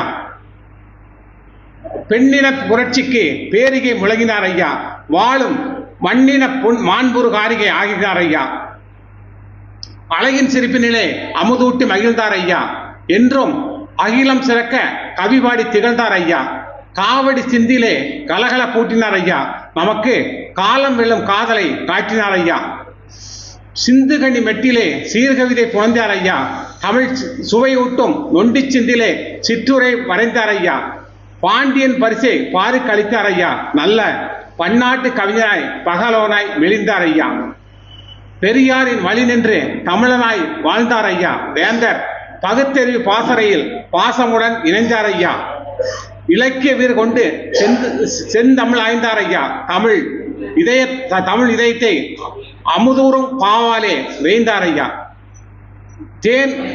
தேனூரும் தமிழ் கடலில் நன் முத்தானாரையா என்றும் தவிட்டாத தமிழுக்கு ஆழம் வித்தானாரையா, பாமரர் வாழ்வுயிர பாதை வகுத்தாரையா, புவியில் பைந்தமிழ் பாவலனராய் தமிழினம் காத்தாரையா. இது கனகாச்சலம் என்ற ஆசிரியர் எழுதியது. இது நான் வாட்ஸ்அப்ல எல்லாத்துக்கும் போட்டிருக்கேன், படிச்சிருப்பேன் நினைக்கிறேன். வாட்ஸ்அப் இருக்கவங்கள படிச்சிருக்கலாம். அனைவருக்கும் வணக்கம். கவிதையின் தலைப்பு முயற்சி என்னும் மூச்சு. எழ முயற்சிக்கும் விதைகள் தான் விருட்சமாக வளர்கின்றன. ஓட முயற்சிக்கும் தண்ணீர் தான் ஓடையாக உருவெடுத்து நதியாக ஓடுகிறது. நீர் தேட முயற்சிக்கு வேர்கள் தான் ஆலமரத்தை 1000 காலம் நிற்க வைக்கிறது. கற்கால மனிதனின் சிக்கும் முயற்சி தான் நெருப்பை கண்டுபிடித்தது. சிலந்தியின் விடாமுயற்சி தான் ராபர்ட் புருஷின் வெற்றிக்கு வழிகாட்டியது, வாழ்க்கைக்கு ஒளியூட்டியது. மின்மினி பூச்சியின் மின்னும் முயற்சியில்தான் அந்த இனமே அடையாளம் தெரிந்தது. மீண்டும் மீண்டும் வரைய நினைக்கும் விரல்கள் தான் ஓவியங்களை உருவாக்குகின்றன. உண்டு விட்டு உருகுகின்ற விரல்கள் வீக்கம் கொண்டு வீணாகின்றன. முயற்சியில்லாத கற்பாறைகள் நகர்ந்து போனதாக வரலாறு இல்லை, தகர்ந்து போன சரித்திரம் உண்டு. முயற்சி என்னும் மூச்சில்தான் மனிதர்களும் முன்னேறி கொண்டிருக்கிறது. முயற்சிப்போருக்கு வானம் வசப்படுகிறது, அவர்களை உலகம் கொண்டாடுகிறது. அடுத்து உழைப்பாளர் தின வாழ்த்துக்கள். ஒரு துளி வீரரின் மண்ணில் விலகையில் உப்புகள் கூட உழைப்பால் இனிக்கின்றன. தேய பளிச்சிடுகின்றன இயந்திரங்கள். வாழ்க்கையில் கைவிட கூட ஒன்று உழைப்பு. உழைப்பை நீ கைவிட்டால் உயிர் உன்னை கைவிடும். உழைப்புக்கு காலமில்லை, உழைக்க துவங்கிவிட்டால் ஓய்வெடுக்க நேரமில்லை. நன்றிகள். உழைக்க தொழில்நுட்பத்தின் 119வது அமர்வு சிறப்பாகவே இருந்துச்சு. எல்லாரும் இன்னைக்கு ஒரு நாட்டியம், ஒரு சின்ன குழந்தை ரொம்ப அழகாக ஆடினாங்க, ரொம்ப மகிழ்ச்சியாக இருந்துச்சு. அடுத்த தலைமுறை இந்த கலையை மறக்காது, பண்பாட்டை மறக்காது என்பதற்கு பல நிகழ்ச்சிகள். நேற்று நான் ஒரு நிகழ்ச்சிக்கு போயிருந்தேன். ஒரு 100 திருக்குறள் ரிச்சோடு பொண்ணு மனமாக சொல்லுது. அது நம்ம கம்பன் கலை கொடுத்துக்கு நான் வர சொல்லியிருக்கிறேன். அது ஒரு நாளைக்கு டாக்டர் வந்தவரை கூப்பிட்டு வந்தாரு. ஆமாம், இந்த ரமணியும் ருவாந்திகாவும் சுறுசுறுப்பு இல்லாத பொண்ணுங்களாம் மாறிட்டே போயிட்டு இருக்காங்க. அது ஒன்றும் சொல்ல முடியறதில்லை. இருந்தாலும் கூட நம்ம தமிழ் எல்லாத்துடைய மனதுக்கும் ஒரு மகிழ்ச்சியை கொடுக்குறது, ஒரு சிந்தனையை கொடுக்கறது, ஒரு மாறுபட்ட ஒரு அமர்வு. இந்த ஒரு அமர்வில் வரும்போது வீட்டையெல்லாம் மறந்து இந்த சூழ்நிலைக்கு நம்மளை மாற்றிக்கிட்டு எல்லாரையும் பார்க்குறோம். நிஜமாக சொல்கிறேன், பிரியாவுக்கு உடம்பு சரியில்லை, இங்கே வர்றதுக்கு காரணம் எல்லாத்தையும் பார்க்கணுங்கிற ஒரு காரணம் தான். எல்லாத்தையும் பார்க்கலாம், கொஞ்சம் மாற்றமாக கிடைக்குமே அப்படிங்கிற ஒரு எண்ணம் தான் இந்த மாதிரி ஒரு நிகழ்ச்சி. சத்தியவேதனுடைய பாட்டு எல்லாமே நல்லா இருக்குது. அதனால் ஒரு அருமையான ஒரு நிகழ்வுகள் தான் நம்ம இருக்கோம். 119வது அமர்வு. அதே போல் அடுத்த அமர்வு 18/5 நடக்குது. எல்லாரும் கொஞ்சம் முடிஞ்சாலும் நேரத்தில் வந்தீங்கன்னா இன்னும் கூட நீங்கள் கொஞ்சம் நேரம் எடுத்துக்கிட்டு கூட பேசலாம். பேசுறதுக்கு வாய்ப்புகள் நிறையா இருக்குது. நல்ல கருத்துக்களை நீங்கள் தயார் பண்ணும்போது நீங்களும் புதுமை அடைகிறீர்கள், உங்களை புதுப்பித்துக் கொள்கிறீர்கள், எங்களுக்கும் புதிய சிந்தனையை நீங்கள் கொடுக்கிறீர்கள். இந்த நல்லதொரு வாய்ப்பை அனைவரும் பயன்படுத்திக் கொள்ள வேண்டும் என்று கேட்டு வந்திருந்த அனைவருக்கும் கம்பன் கலைக்கூடத்தின் சார்பாக நன்றிதனை தெரிவித்துக் கொள்கின்றோம். உணவு வந்திருக்குது. மருத்துவர் இல்லாட்டி கூட அவருடைய வேலை கடமை சரியாக செய்து கொண்டிருக்கின்றார் அந்த வேலை. அதனால் நாம் இங்கே வர்ற வேலையை சரியாக செய்யணும், இந்த பிள்ளைங்க பேசுகிற வேலையை சரியாக பேசணும். அனைவருக்கும் நன்றி, வணக்கம்.